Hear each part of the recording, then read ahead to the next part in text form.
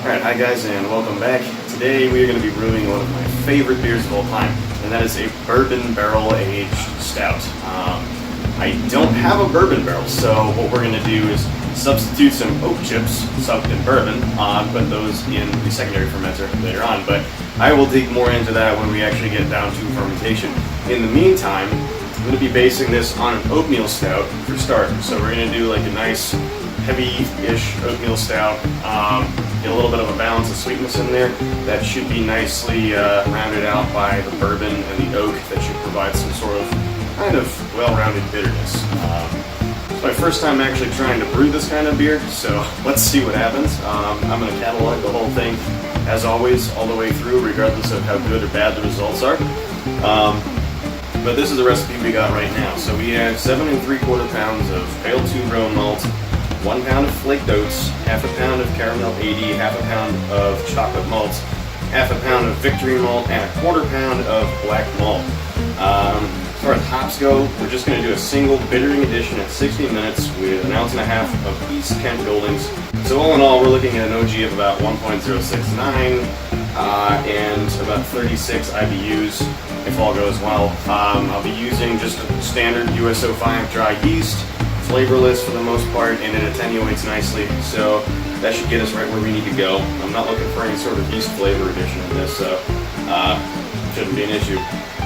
We're going to mash with about 6 gallons of water here, which I'm heating up to 161. We're going to mash at 154 degrees for 90 minutes, and then we'll start the boil, so hopefully everything works out. So anyway, let's get this thing started. Our water's heated up to 161. Add the grain.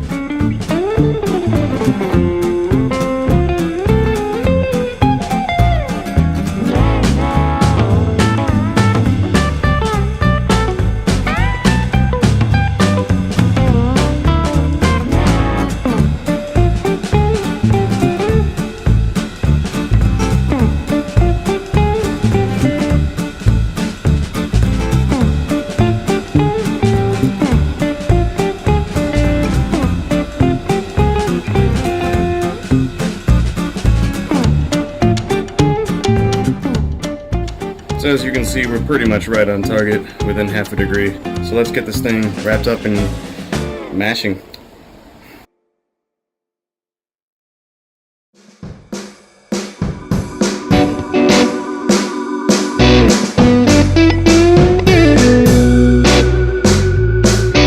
Here we are, the finished mash. It's been 90 minutes. And we are looking at a temperature in the mash of about 150. So that's not bad, didn't lose much heat at all.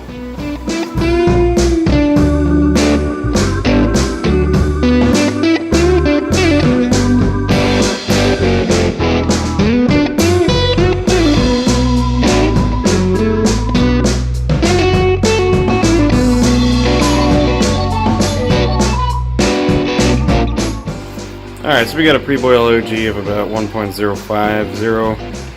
This is still kind of a hot sample though, so with a little bit of a temperature correction, it's probably going to be closer to about 53 or so. But anyway, that's not bad. It's a decent starting place. So,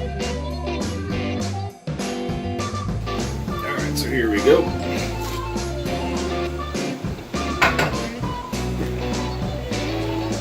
Get soaked a little bit and then start off. Alright, for this brew I'm going to be trying something a little unconventional and controversial within the brewing world, and that's using what's called a no-chill method. So basically, instead of what normally happens at the end of the boil where I have my chiller in there, it's been sanitized by boiling for about 15 minutes, then I start running cold water through the chiller and rapidly cool down the wort to about 70 degrees. Ideally. Well, I'm running short on time tonight, so I'm actually going to skip that and see what happens. So I'm going to let my wort cool down to a temperature where it's going to be safe to put into the carboys without, melting them. So once that happens, I'm going to let it naturally cool down to room temperature overnight, and then tomorrow I'll pitch the yeast. In the process of doing this, of course, the fermenters themselves are going to be capped, plugged, so that way nothing can get in. So this method's actually quite popular in Australia, where it's actually called the Australian method by some accounts. And that's because the groundwater there basically doesn't get cold enough to actually chill your wort down effectively. So home brewers had to just kind of accept that it had to sit overnight or something like that. So anyway, that's what we're gonna do, and I'm sure it's gonna work out fine. I just don't really have the time tonight to actually go through the whole process. All right, so we got our original gravity sample in, and as you can see, right on the dot at 1.070. So that's fantastic, considering that we were estimating 1.069, so not too bad. Anyway, this is now in the fermenters, and it will cool down overnight, and then we'll be able to pitch our yeast the next day. Stay tuned for that. Alright, so we had a little bit of overflow on the recipe. Turned out it actually generated about 4 gallons of usable wort versus the 3.5 I planned on, albeit at the right gravity.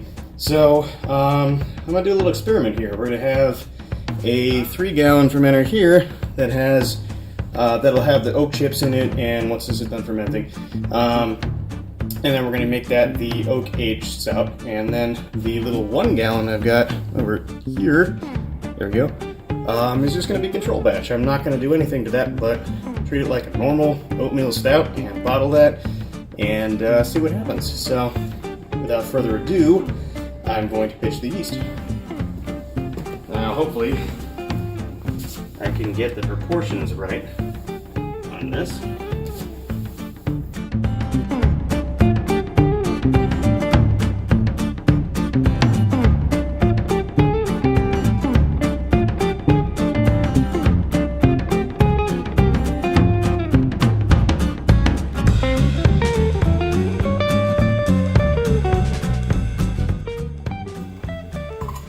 So yeah, with that all out of the way,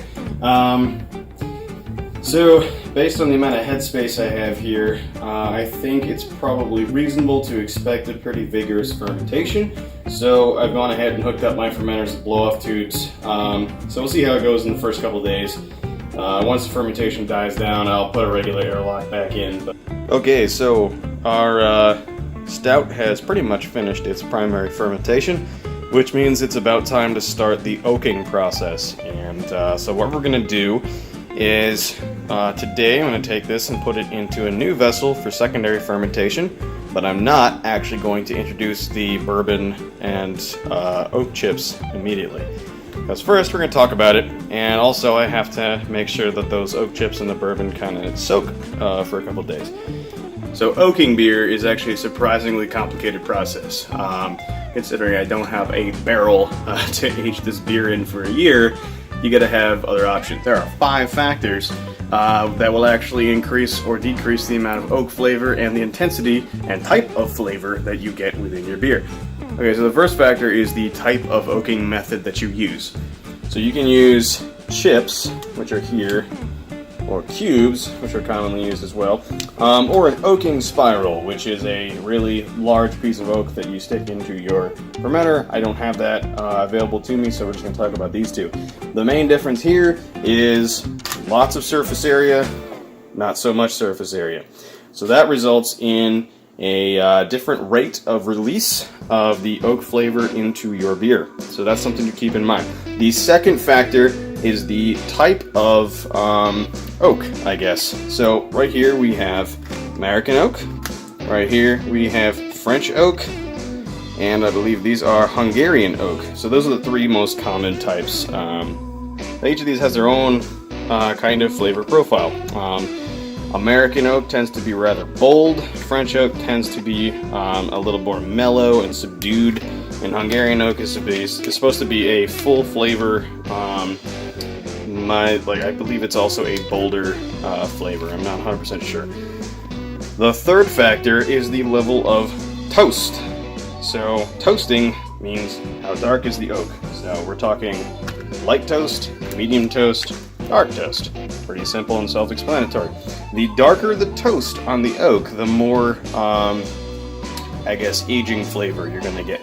I've heard that light toasted American oak gives off some vanilla notes, so that's what we're going to use with the bourbon in our oatmeal stout.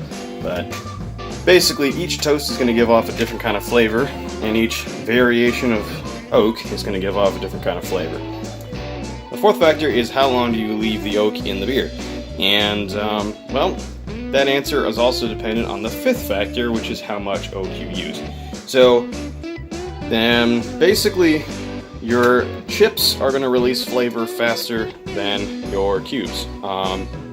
So you need to keep that in mind. I think the most time that's recommended depends on, of course, the gravity of your beer. But for a high gravity stout, usually, I think most people say, use no more than 2 ounces of chips for no more than 2 weeks. And in most cases, 2 ounces for 2 weeks actually gives off too much flavor. A very strong oak flavor can make your beer taste kind of like you're chomping on a piece of wood, and it can also be very bitter. Neither of those things we really want in too great of a degree. So what we want to do is balance out the bourbon flavor with the bitterness of the oak, but also have some really cool notes.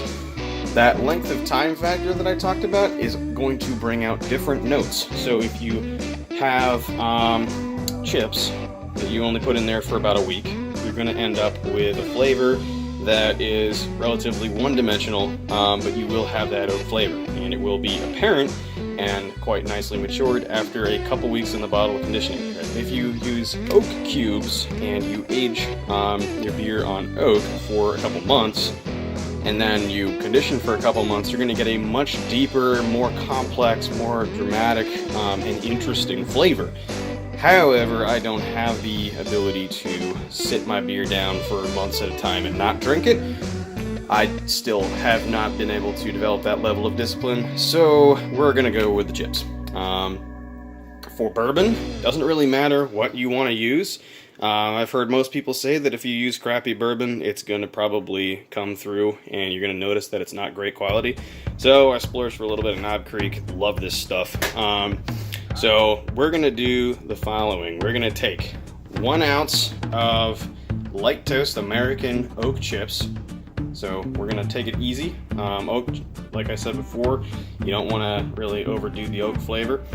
So what we're going to do is take it easy on the oak and go hard on the bourbon, because I already like that flavor. And I think it'll play off nicely with a nuanced slight oak flavor. So what we're going to do is take basically half of this, about 12 to 16 ounces, and we're going to soak these oak chips in the bourbon for about 24 to 48 hours. Meanwhile, the beer will be doing its secondary fermentation for 2 days, and we're going to introduce the oak chips. I'll cover all that in a bit, but it's important to know that you probably don't need to sanitize these. So for a number of reasons, you're going to be, number one, soaking it in my case, in 100 proof, so 50% alcohol bourbon, for a couple days, and these also came out of a sealed package, so I think we're going to be okay. Anyway, if you do want to sanitize them, and you do feel like you need to keep, the highest quality sanitation, which is perfectly fine, don't put them in sanitizer, because then you're going to get a gross, kind of awful sanitizer flavor with it. What you want to do is get a small batch of water going, boiling, and you want to boil the oak chips in the water for like 3 minutes, 4 minutes, and then they'll be sanitized. So I'm going to go ahead and take a risk on this because I feel very confident that these are going to be fine. Alright, so here you can see we have our bourbon and our oak. So for those of you who are wondering what I'm going to do with all this bourbon, well, I'm going to add a bunch of it to the fermenter, actually, once we start. And just to make sure I don't add too much, we'll be sampling the beer as it goes along, just to be sure that the flavor is exactly where I want it. But the remainder of the bourbon I will probably drink, to be honest. Not in one sitting, but because that's a solid pint of bourbon right there, which is some serious stuff. So, that aside, I will not be wasting good bourbon for those of you who are panicking right now. Okay, so now it is time for the step of adding the bourbon and the chips to the beer. As you can see, I've taken out about a little over half of the bourbon, so that way we don't kind of inundate the beer with bourbon flavor, although I probably wouldn't be too mad if that happened.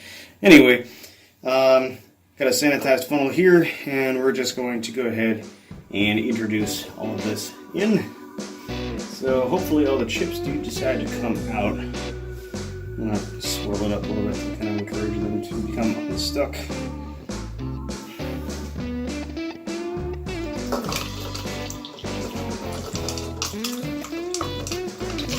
Alright. Well, most of them didn't come out. Okay, now I guess we'll just get creative. Should have thought this through better.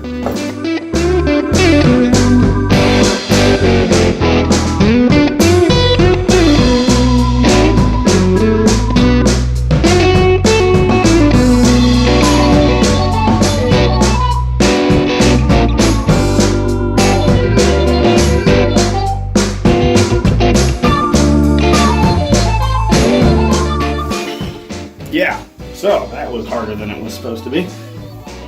Next time I'm probably going to see if I can kind of put them in a bag or something and put that in first, but lesson learned.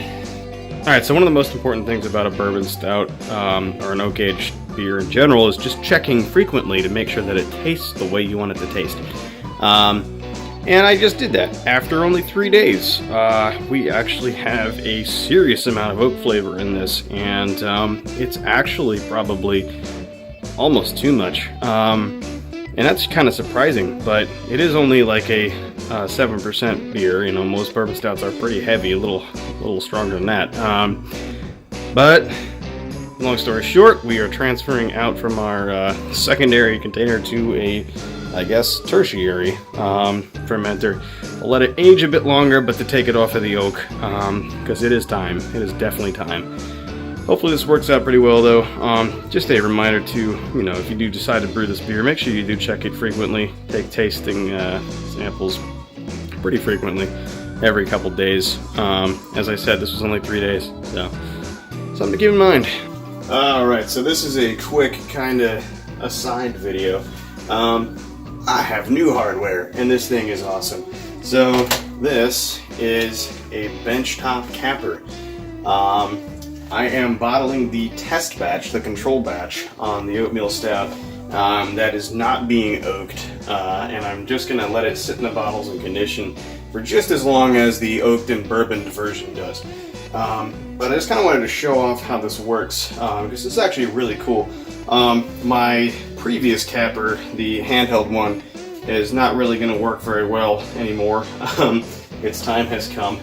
But I figured I'd upgrade the equipment. So what this is great. You can actually vary the height of it.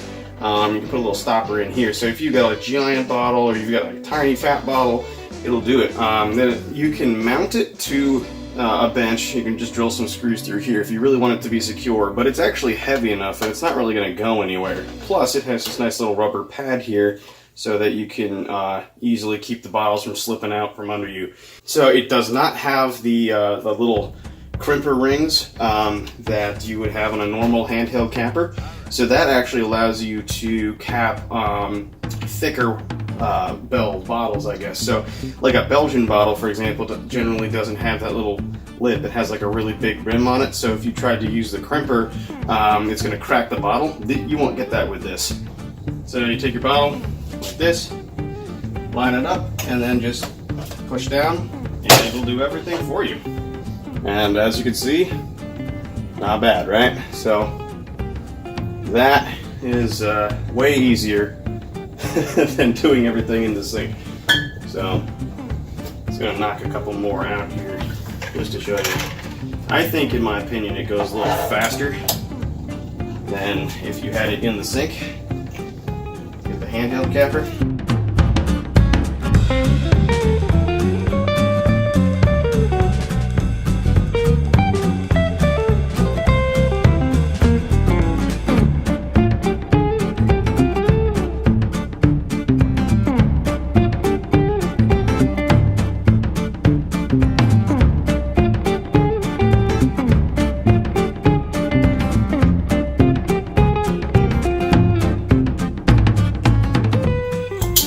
Nice to be able to just burn through bottles like that. So that's gonna make bottling day a lot easier.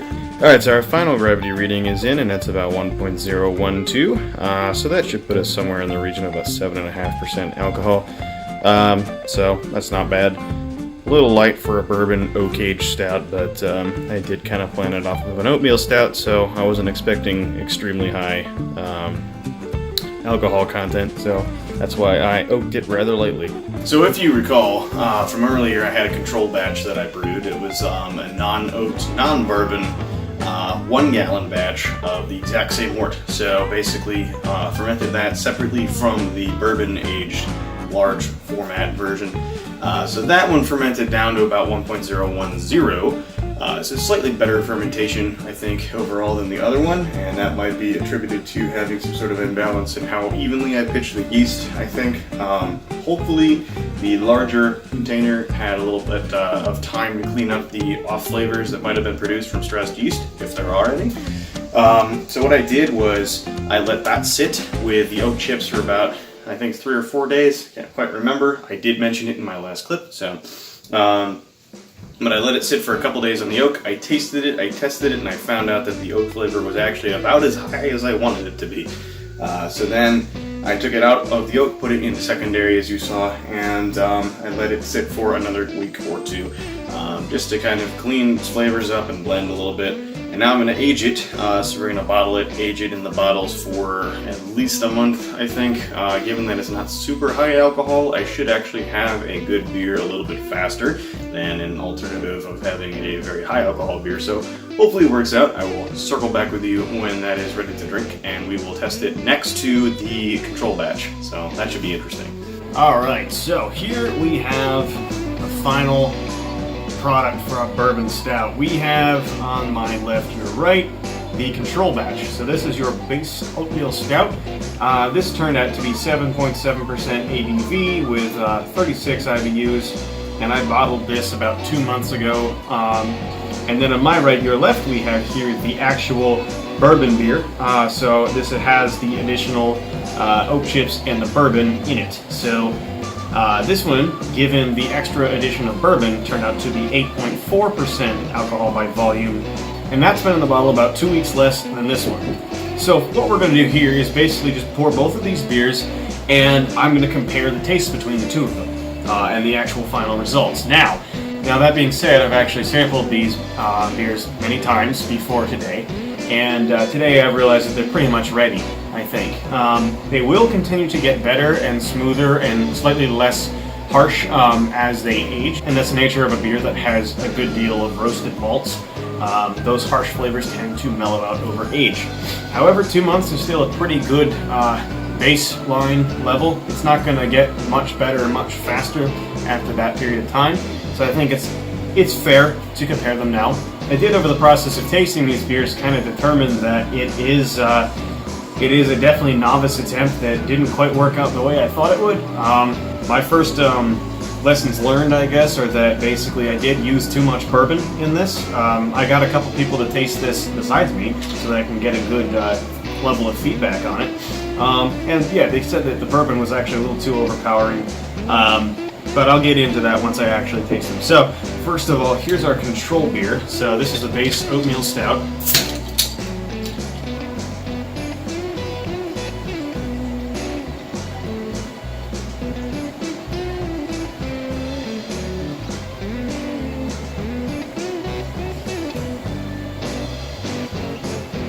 Okay, and right away, doesn't really have that much aroma.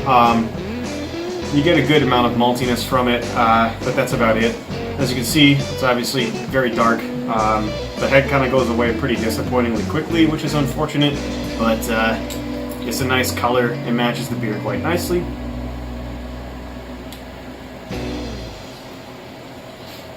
Alright, so yeah, so this is quite a good beer. It turned out as a base beer. So it turns out, up front, this isn't a terrible example of an oatmeal stout. It's very silky, it's very smooth, it's very easy drinking. However, there is a little bit of harshness up front. There's a little bit of kind of a yeasty bite. Now that could probably be because I think I actually did pour this whole bottle in, so the yeast cake might have gotten in there a bit. But that quickly goes away, and it transitions into a very smooth, kind of chewy, roasty flavor. It does have a considerable portion of roasted malt in there, so I mean, it's not to be unexpected that that's a little roasty on the back, and that's something that I like in my stouts, so I won't view that as a bad thing. The body is very thin, actually. It's very, very easy drinking. You know, it's not too strong in alcohol, so that's a good thing. There's a decent amount of flavor in this. There's a decent amount of depth in it. It is probably a beer that I would like to try and make again. That being said, the one thing I would improve on this probably, and probably the reason why I'm getting a little bit of a harsh, yeasty bite up front, is because I didn't actually regulate a perfectly even pitch by volume for the control fermenter and the bourbon fermenter. So when I did, I just kind of dumped in a little bit in each one, figured I'd eyeball it, and it was good. And I think in the process of doing that, I might have overpitched or underpitched one of them because I don't think that there was an even amount of fermentation involved. One of them fermented down right away, and the other one took a lot longer and was a little less active. So that's an indicator that you didn't get a good pitch.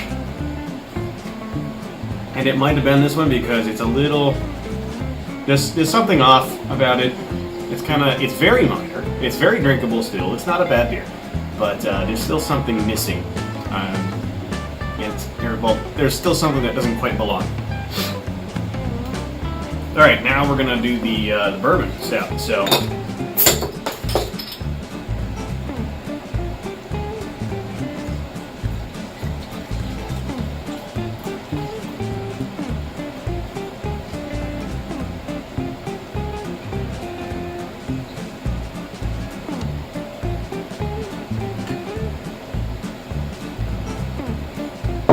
Alright, so right away, obviously very similar looking beer, very dark. The head still also goes away pretty quickly.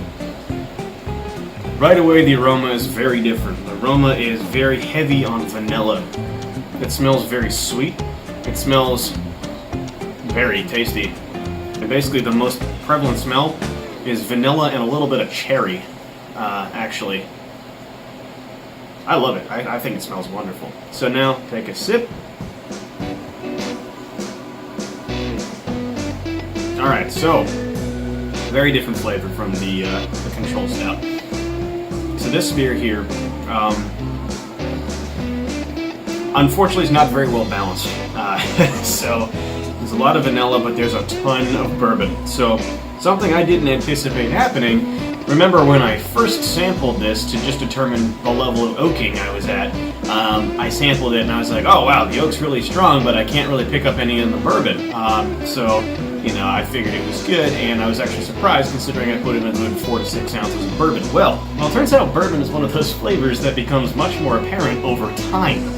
And boy, has it become apparent. This is a very strong beer. It has a boozy kind of feeling to it.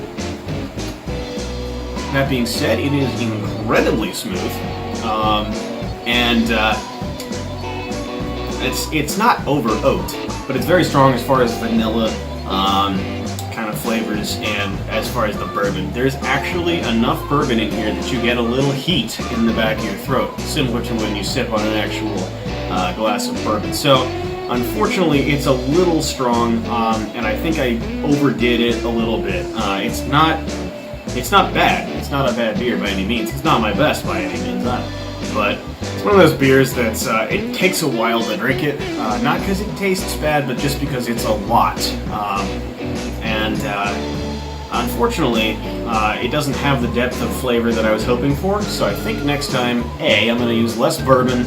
And B, I'm going to use the cubes instead of the chips, so that way I can develop a little bit more complex of an oak flavor. It's still good, it's still drinkable, I'm still going to finish it and probably age a couple bottles and see what happens over time. Yes, I did end up overdoing a lot, but at the end of the day, it's really interesting to see the comparison between these two because they are the exact same boil, the exact same batch, and one of them had something done differently than the other, and it ends up being pretty awesome. So, a really fun experiment, and that's why I called it Project X #1, because there's going to be a bunch more experimental beers that I make, and I'm going to call them Project X, so on and so forth.